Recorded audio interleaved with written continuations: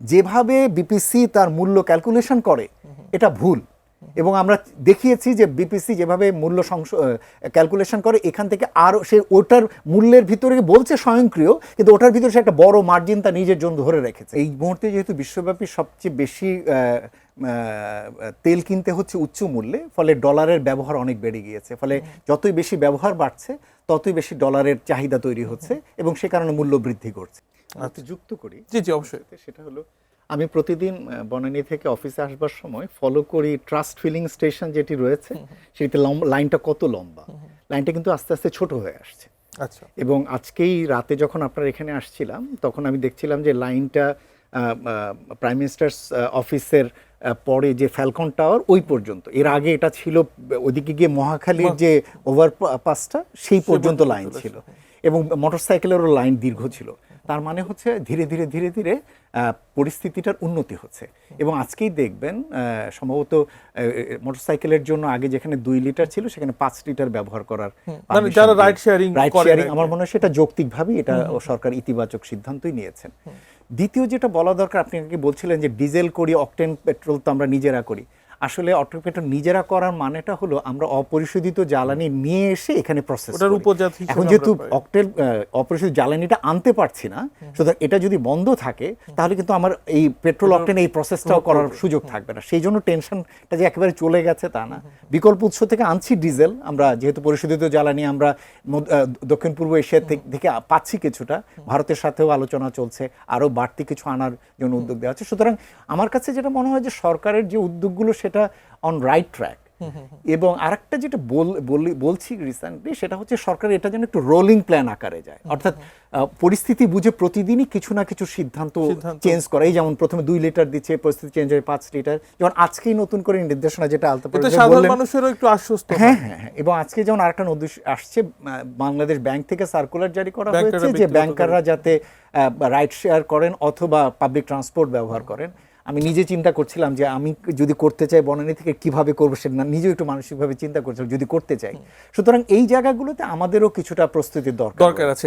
আপনার কাছে যে বিষয়টি জানতে চাই খন্দকার গোলাম মোয়াজ্জেম, এসিপিডির পক্ষ থেকে বলা হচ্ছিল যে বর্তমান যে অবস্থা সেখানেও জ্বালানির মূল্যে কিছুটা সাশ্রয় করার বা মূল্য কমানোর একটা সুযোগ সরকারের আছে, কিন্তু গত কিছুদিন ধরে বিশেষ করে এই যুদ্ধের পর থেকেই বৈশ্বিক বাজারে জ্বালানি তেলের বাজার ক্রমেই বাড়ছে। যদিও গতদিন কিছুটা কমেছিল, কিন্তু এই অবস্থা চলতে থাকলে অতীতের অন্যান্য যুদ্ধের ইতিহাসও বলে মানে বাড়তেই থাকবে। এভাবে যদি বাড়তে থাকে বাংলাদেশের ইকোনমি এই জ্বালানিতে যে সাবসিডি দেয় সেটা কোন পর্যন্ত দিতে পারবে?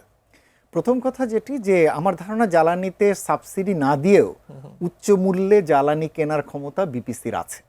এবং সেই কথাটা এই কারণেই বলছি যে বিপিসি মুনাফা করছে গত কয়েক বছর থেকে। অর্থাৎ আমরা ভোক্তা হিসেবে আসলে উচ্চ মূল্যে কিনছিলাম, বিপিসি যে মূল্যে আন্তর্জাতিক বাজার থেকে একটা সময় পর্যন্ত তো বিপিসি লোকসানও করেছে, লাখ কোটি টাকার উপরে লোকসান। না অত না, আর লোকসান ছিল তার, এবং গ্র্যাজুয়ালি সেই লোকসান পুড়িয়ে এখন তার 4000, মানে কোভিড এর সময় যখন জ্বালানি তেলের চাহিদা কমে গেল তখন থেকে লাভ করা শুরু করলো, এবং 2025 সালে তার লাভ হয়েছে হলো 4700 কোটি টাকা, এবং 2026 অর্থ বছরে সে মুনাফা করছে।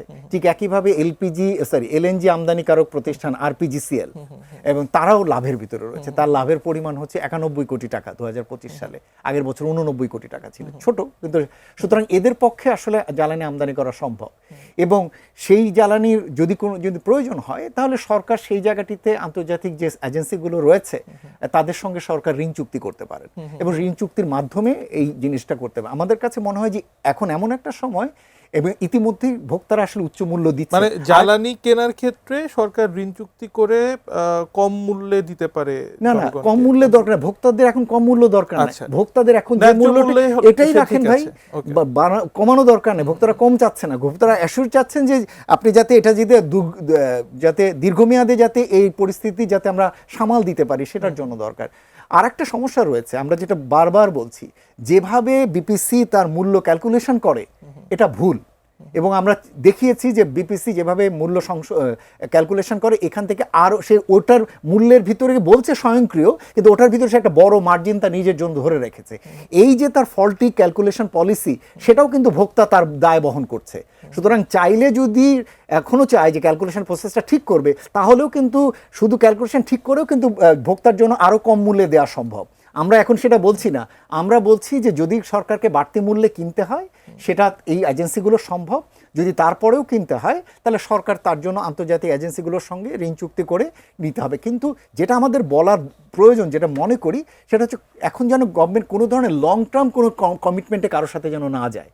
ইতিপূর্বে অনেক সময় দেখা গেছে ক্রাইসিস টাইমে সরকার হুটহাট করে অনেক দেশের সাথে লং টার্ম কমিটমেন্ট করে ফেলে, পরে যখন ক্রাইসিস শেষ হয়ে যায় তখন দেখা যায় যে সেখান থেকে বের হয়ে যাওয়া তাহলে কি যায় না। সরকার এখন স্পট মার্কেট থেকে কিনবে? রাইট, সেক্ষেত্রে তো দাম আরো বেশি পড়বে। অবশ্যই পড়বে, এবং সে এই পরিস্থিতির জন্য স্বল্প মেয়াদে ওই ধরনের কস্টগুলো সরকারের বেয়ার করা দরকার। কিন্তু এই মুহূর্তে যে হুট করে আপনি বলেন যে আচ্ছা ঠিক আছে আমি অস্ট্রেলিয়ার সাথে এলএনজি আমদানির জন্য দীর্ঘমেয়াদী 1 বছর বা 2 বছর করে, তাহলে সরকারের যে অন্যান্য এনার্জি নিয়ে যে পলিসিগুলো রয়েছে, যেমন রিনিউয়েবলে সে শিফট করতে চায়, সে আস্তে আস্তে গ্যাস ভিত্তিক বিদ্যুৎ কেন্দ্র থেকে সরতে চায়, কয়লার উপরে নির্ভরশীলতা কমাতে, এগুলো মারাত্মকভাবে ক্ষতিগ্রস্ত হবে। সুতরাং আমরা পরিস্থিতিটা যেহেতু এই মুহূর্তে এক ধরনের স্বল্প মেয়াদ থেকে ধীরে ধীরে বিস্তৃত হচ্ছে, অবজার্ভ করা এবং এটাকে 3 মাসের একটা রোলিং প্ল্যান হিসেবে ধীরে ধীরে অবজার্ভ করে সে অনুযায়ী ব্যবস্থা নেওয়া।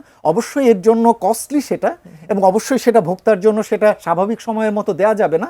ভোক্তারও এটা রিয়েলাইজ করা দরকার যে হ্যাঁ এই পরিস্থিতিতে এভাবেই হয়তো আগানোটা যৌক্তিক।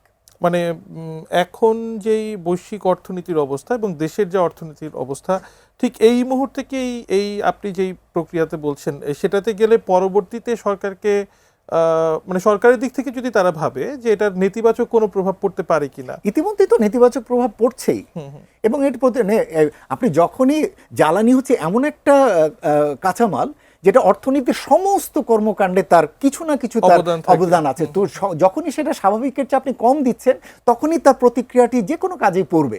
যেমন এই যে সার আমদানি করতে হচ্ছে, তার একটা বড় কারণ হলো 2টো সার কারখানা আপনাকে গ্যাস বন্ধ করেছেন, এবং তার কারণে এখন সার আমদানি। সরকারের মনে রাখা দরকার যে বোরোর সিজন আসতে যাচ্ছে এবং সেই সময় কিন্তু সার লাগবে।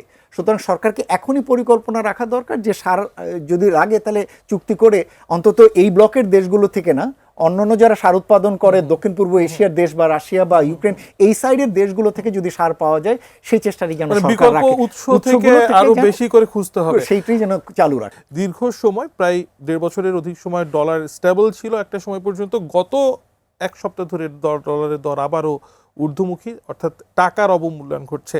মানে এই সময় এটা কেন, মানে শঙ্কার কি কোনো কারণ আছে নাকি রেগুলেশন? এটা না, এই সময় এটাই স্বাভাবিক। সাধারণত বিশ্বব্যাপী ডলার সবচেয়ে বেশি ব্যবহার্য কারেন্সি, এবং এই মুহূর্তে যেহেতু বিশ্বব্যাপী সবচেয়ে বেশি তেল কিনতে হচ্ছে উচ্চ মূল্যে, ফলে ডলারের ব্যবহার অনেক বেড়ে গিয়েছে। ফলে যতই বেশি ব্যবহার বাড়ছে ততই বেশি ডলারের চাহিদা তৈরি হচ্ছে, এবং সে কারণে মূল্য বৃদ্ধি করছে, এবং তার একটা প্রতিক্রিয়া বাংলাদেশে এখন আপনি দেখতে পাচ্ছেন। এবং এই যে আপনি একটা সময় বলছেন স্ট্যাবল একটা অবস্থায় ছিল, জাস্ট এই যুদ্ধ শুরুর আগ পর্যন্তও কিন্তু ডলার তুলনামূলকভাবে কিছুটা দুর্বল ছিল, এবং সেই সময় কিন্তু আমরা চাইলে আমাদের কারেন্সি আরেকটু অ্যাপ্রিসিয়েট করতে পারতাম। কিন্তু কেন্দ্রীয় ব্যাংকের গভর্নর মহোদয় যিনি জনাব হাসান এইচ মওজুদ যিনি ছিলেন, তিনি রাইটলি যেটা করেছেন যে আমাদের এই হুট করে শর্ট টার্মের জন্য না কমিয়ে বরঞ্চ লং টার্মের জন্য একটা রিজার্ভ রাখলে ভালো, এবং সেই কারণে তিনি একটা বড় পরিমাণ ডলার কিনেছেন এই সময়কালে, কয়েক বিলিয়ন ডলারের রিজার্ভ উনি বাড়িয়েছেন, যেটা এই মুহূর্তে কাজে দেবে। অর্থাৎ এই যে যখন উচ্চ মূল্য হচ্ছে তখন যদি সরকারকে উচ্চ মূল্যে যদি কিনতে হয়, এলএনজি কিনতে হয় অথবা পেট্রোলিয়াম কিনতে হয়, তখন এই ধরনের রিজার্ভগুলো থেকে সরকার কিছুটা বাড়তি সুবিধা পাবে। যেটা আরেকটি যেটা আলতাফ ভাই বলছিলেন যে হ্যাঁ এই উচ্চ মূল্যের সুবিধার কারণে অনেক সময় যারা হাতের রেমিটেন্স ধরে রাখেন তারা এই সময় কিছুটা ইনফ্লোটাও বাড়বে, সেরকম একটা বিষয় আছে।